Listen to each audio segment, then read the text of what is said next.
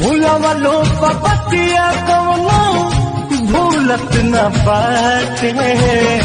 गौवा में आइला तो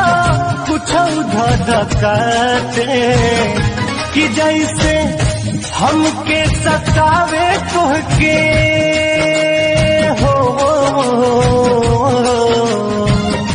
कि जैसे हमके सतावे तुहके सतावे किनाए जान तोहरो के याद हमारे आवेला किनाए जान तोहरो के याद हमारे आवेला किना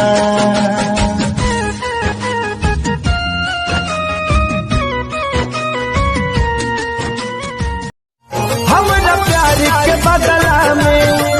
बोला काटल बाड़ू हो तू जब दिल बाड़ू हो तो दगा दिल बाड़ू हो तू जब दिल बाड़ू। वो बीच पीछे मेरी बुराई करते हैं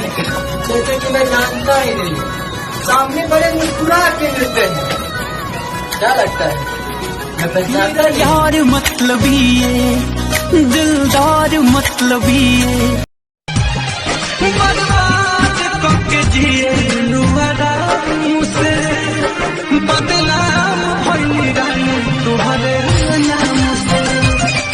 बर्बाद करके जिए मुझसे बदनाम भइल रानी तुम्हारे नाम से। कि चल कोई बात नहीं तू जो मेरे साथ नहीं कि चल कोई बात नहीं तू जो मेरे साथ नहीं और मैं रो पड़ू तेरे जाने के बाद ओ बेबी इतनी भी तेरी औकात नहीं।